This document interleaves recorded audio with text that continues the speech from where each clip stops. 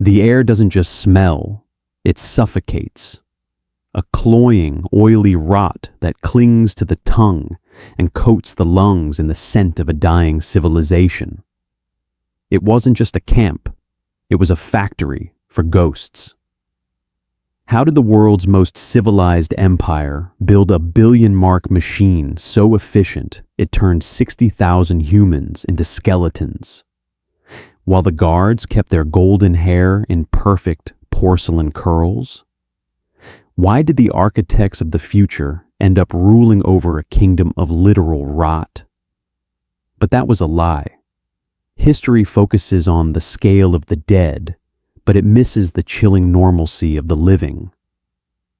The generals missed the warning because it came from a woman they treated as a ledger, entry, an invisible girl with nothing but a jagged piece of mirror and a memory like steel.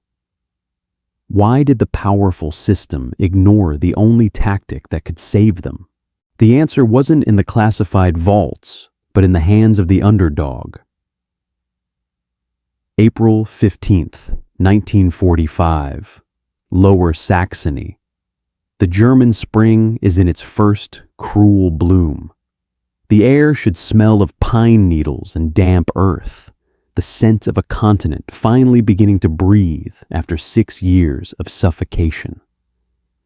But as the tanks of the British 11th Armored Division grind across the heath, the atmosphere thickens. It becomes heavy, cloying. It is a sweet, oily rot that clings to the wool of their uniforms and sticks to the back of their throats. The soldiers, battle-hardened men who have spent years stepping over the debris of broken cities, find themselves instinctively reaching for their handkerchiefs, as if they could wipe away the smell of a collapsing civilization.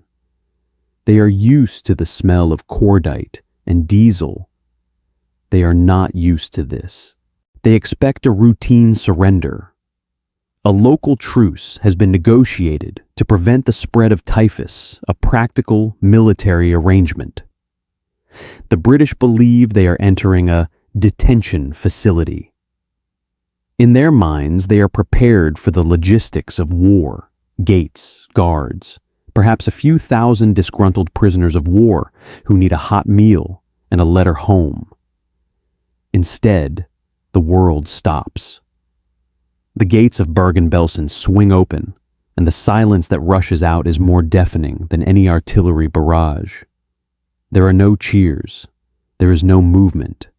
There is only a landscape of gray earth, gray sky, and thousands of gray figures who look less like people and more like weathered carvings of bone.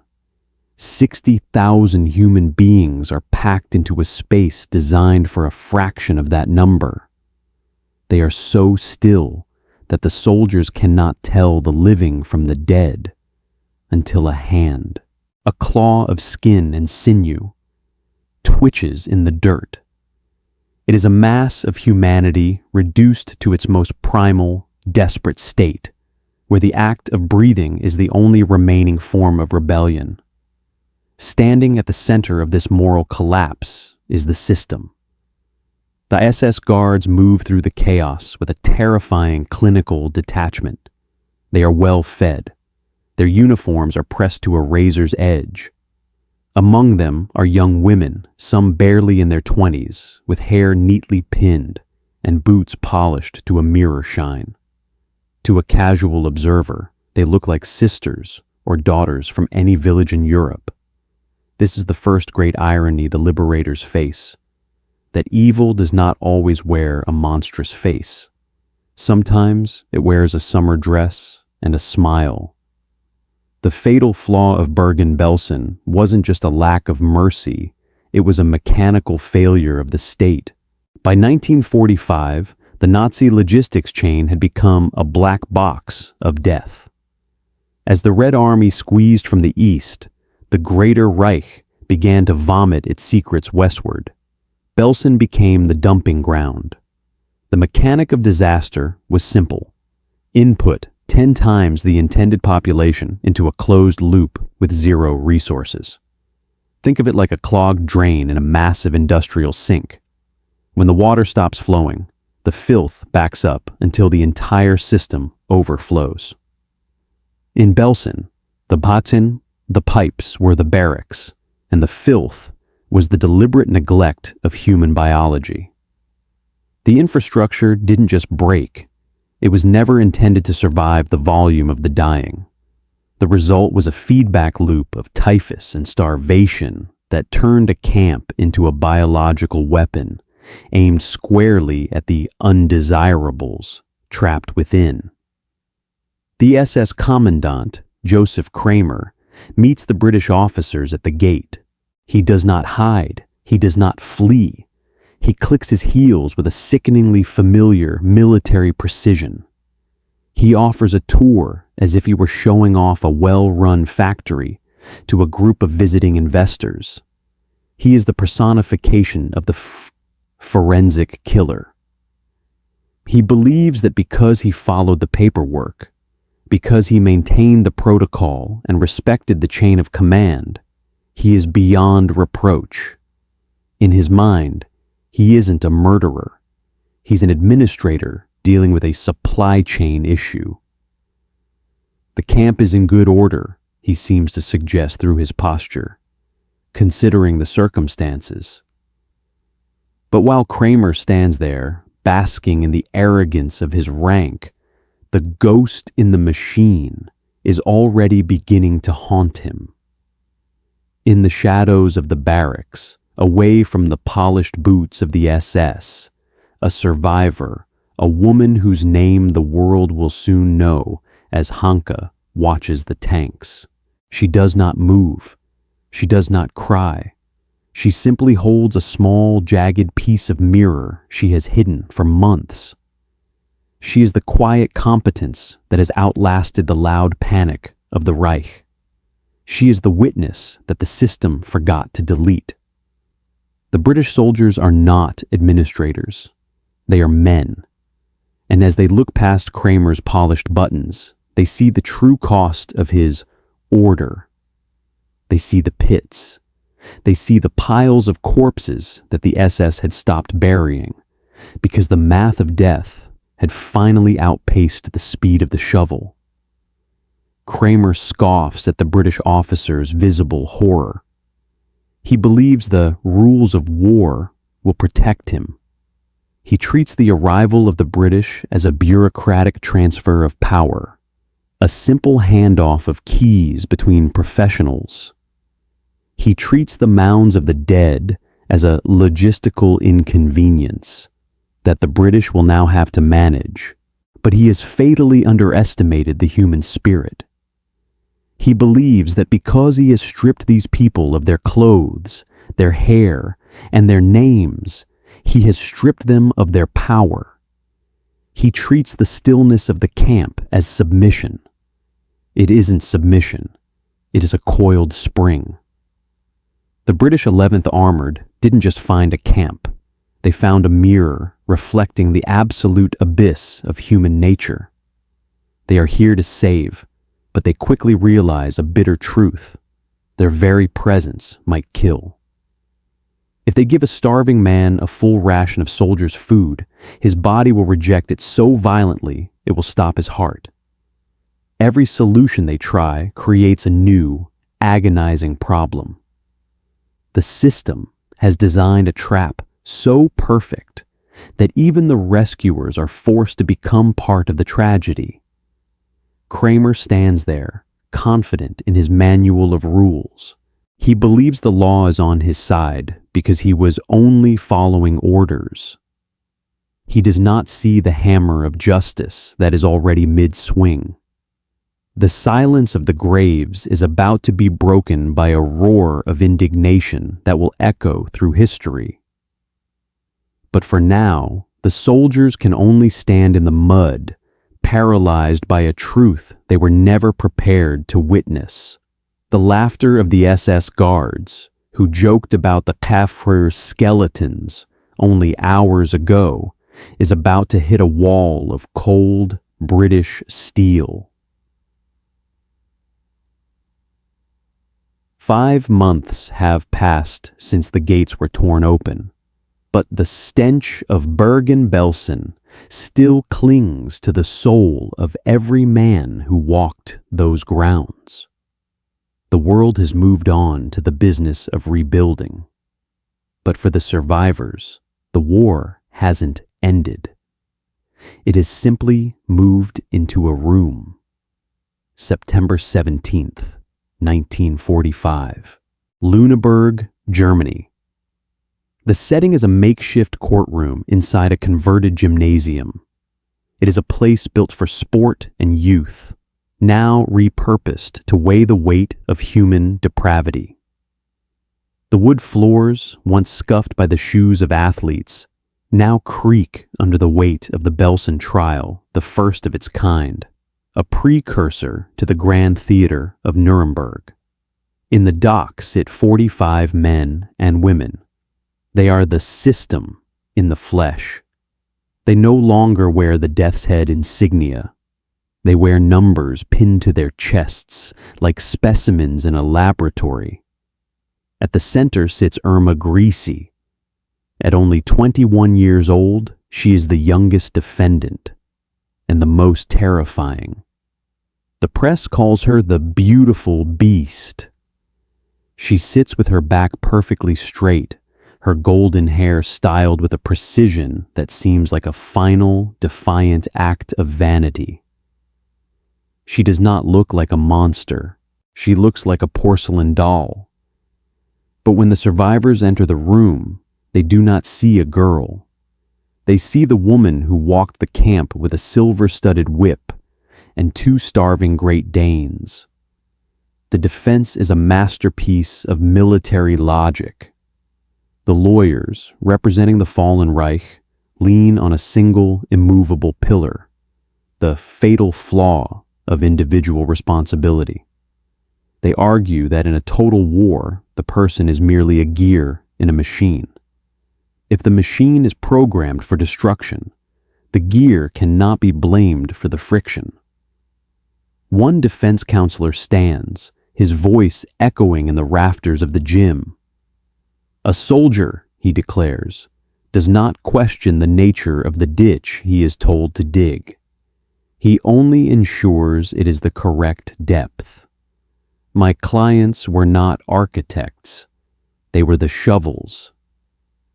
This is the crystallized arrogance of the era. They believe that by hiding behind the manual, they can escape the blood on their hands. They treat the slaughter of thousands as a strategic necessity that was unfortunately managed poorly. But they have fatally underestimated the ghosts in the machine. While the lawyers argue over the mechanics of command, the survivors sit in the gallery waiting. They are no longer the gray shadows of April. They have names again. They have voices. And they have memories that no military manual can erase. Among them is a young woman who refuses to look away from Grace's icy stare. Let us call her Elena. In the camp, Elena was invisible, a shadow, who survived by cleaning the guards' quarters. She saw the mechanism of death from the inside. She saw how Grese would spend hours choosing which silk dress to wear before heading to the gas chambers, a moment of beauty before a day of butchery. The prosecution calls the first witness. The room falls into a heavy, suffocating silence. The black box of the camp's daily life is about to be opened. The legal mechanic of the trial hinges on proving that these guards didn't just follow orders. They enjoyed them. The mechanism of failure in the defense's logic is simple. Orders can command a hand to pull a trigger, but they cannot command a heart to take pleasure in the scream. As Elena takes the stand, a defense attorney scoffs. He looks at her frail frame and her trembling hands. To him, she is a substandard witness, a victim whose trauma has surely clouded her objective memory. He believes the official records, the tidy typed lists of the SS will always outweigh the emotional noise of a survivor. But he has missed the cognitive bridge because the survivors were outsiders, because they were the ones the system tried to delete. They saw the patterns the experts missed. They remember the exact time of day the water was turned off. They remember the specific click of the lock that signaled a night of terror. While the SS saw management, the survivors saw murder. The attorney leans in, his voice dripping with a condescending pity. You claim the defendant Grese struck you on the morning of March 12th, but the camp logs show she was on administrative duty in the kitchen. How can you be so sure of a date when you didn't even have a watch? Elena looks at him. The trembling stops. I didn't need a watch, she whispers. I had the sun, and I had the bruise that stayed for 3 weeks. The logs tell you where her body was, but the whip tells me where her soul was. In that moment, the hero confronts the representative of the system. The lawyer's face flushes. He has no rebuttal for the physics of pain. The audience in the courtroom leans forward, the curiosity gap closing as they realize the manual is a lie. The trial moves with a brutal, forensic pace. Each testimony is a hammer blow against the cradle of arrogance. The guards begin to realize that the military code they relied on is a hollow shield. They believed the silence of their victims was permanent. They treated the dead as data points that would never talk back. But the silence wasn't surrender. It was a reservoir of truth, waiting for the right moment to break the dam. As the weeks grind on, the beautiful beast begins to crack. The composure slips. She starts to tap her fingers on the wood of the dock, a frantic, rhythmic sound that mimics the heartbeat of the very people she once tormented. She realizes that the system she served has abandoned her. The generals are gone. The Führer is ash. She is left alone in a gymnasium, facing the eyes of the people she thought were nothing. The prosecution rests its case with a terrifying simplicity. They don't just show the photos of the pits. They show the photos of the guards smiling next to them. This is the fatal flaw of the Nazi psyche. They were so proud of their order that they documented their own descent into hell. The hubris is complete. The hammer is descending.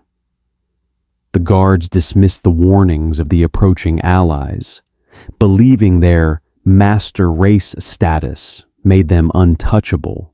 They treated the laws of humanity as obsolete protocols.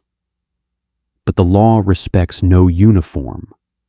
As the judge prepares to deliberate, a sense of inevitable doom fills the room. The defendants look at each other, seeing for the first time not comrades, but co-conspirators in a bankrupt enterprise. The world is watching, not for a happy ending, but for a reckoning. The victory will be bitter, for no sentence can bring back the 60,000. But the silence of the grave has finally been replaced by the roar of the truth. The December 13th, 1945. Hamelin Prison. The morning is a sheet of frozen glass, brittle and unforgiving. Inside the stone walls, a man named Albert Pierrepoint prepares his tools. He is not a soldier. He is not a judge. He is a British grocer by trade. But today, he is the final mechanic of a different sort of system. He works with a quiet, terrifying efficiency, checking the tension of the hemp ropes and the grease on the trapdoor hinges. For the 11 condemned guards of Bergen-Belsen, The protocol they once worshipped has finally turned its face toward them. The black box of justice is now a literal wooden box, a scaffold built with the same cold industrial logic that the SS once used to process their victims. The mechanism of death here is the long drop. It is a precise calculation of weight and distance designed to snap the second cervical vertebra instantly. If the rope is too short, the prisoner strangles. If it is too long, the result is a grisly decapitation. Pierrepoint has calculated the math to the centimeter. He treats the execution not as an act of revenge, but as a forensic necessity, a cleaning of the ledger. The first to be brought out is Joseph Kramer, the beast of Belsen. He walks to the gallows with a strange, rigid dignity. Even now, with the noose waiting, he clings to the crystallized arrogance of his rank. He looks at Pierrepoint as if the executioner were a subordinate failing to follow a proper manual. He believes that by dying well, he can somehow validate the system he served. But history is a cruel editor. As the hood is placed over his head, the villain's voice within him is finally silenced. He believed he was an architect of a new world order. He dies as a number on a British hanging list. The hammer falls with a dull, heavy thud, and the man who oversaw the starvation of thousands is reclaimed by the gravity he tried to defy. Then comes Irma Grese. She is 22 years old. She walks to the scaffold with the same defiant porcelain stare that chilled the hearts of the survivors in Lüneburg. She does not repent. She does not beg. She looks at the rope and whispers a single word: Schnell. Faster. It is the final irony. The woman who made a career of prolonging the agony of others is the one who demands the mercy of a quick end. She treats her own death as a scheduled appointment, but as the trapdoor swings open, the beautiful beast is reduced to a statistic. The bitter aftertaste of this victory is the realization that her death, though just, is a microscopic payment for the mountain of debt she left behind. While the gallows in Hamelin are working their way through the list, another fire is being lit. Back at the site of the camp, the British Army has made a decision. The barracks, the wooden barns where the typhus and the rot had lived for years, cannot be saved. They are too saturated with the fatal flaw of the Nazi experiment. They are a biohazard to the living and a stain on the earth. Flamethrowers are brought forward. The soldiers watch as the orange tongues of fire lick the gray wood. The system is literally being turned to ash. As the smoke rises into the German sky, there is a moment of cognitive bridge. The soldiers realize that the camp wasn't just a place, it was a mindset. You can burn the wood and you can hang the guards, but you cannot incinerate the question that remains. How did ordinary people, the grocers, the secretaries, the daughters, make these unforgivable choices? We often tell ourselves that the SS were monsters born of another planet. We treat them as anomalies. But that is the most dangerous lie of all. The mechanism of failure in Belsen wasn't a lack of humanity. It was the slow, steady surrender of the individual to the massive system. It was the belief that as long as the paperwork was correct, the morality didn't matter. The hubris and the hammer still echoes today. We see it every time a bureaucracy prioritizes the protocol over the person. We see it whenever someone claims they are only following the data while ignoring the suffering in front of them. The boss is no longer the SS. It is the cold, unfeeling efficiency of our modern structures. Do we see this same hubris in our society today? Have we built new black boxes where we hide the consequences of our choices? The Bergen-Belsen trial was a revolution because it stripped away the shield of orders. It told the world that the underdog, the victim, the witness has a voice that is louder than any general's command. It established that our primary duty is not to the state, but to the person standing next to us. As the final embers of the barracks fade into the cold German mud, the story of Belsen leaves us with a permanent scar. It is a reminder that the line between a civilized society and the abyss is thinner than a sheet of paper. It is held together only by the courage of the individual to say no when the system says yes. If you believe that stories like Elena's and the thousands who never got a name deserve to be remembered, join our ranks by subscribing. Your attention is the only thing that keeps these truths from being buried a second time. We have synthesized this narrative from reputable historical archives and verified sources. However, the fog of war often extends to the history books. If you spot any inaccuracies or have additional details to share, please correct us in the comments. We strive for the absolute truth, and your knowledge helps us get there. Thank you for keeping history alive.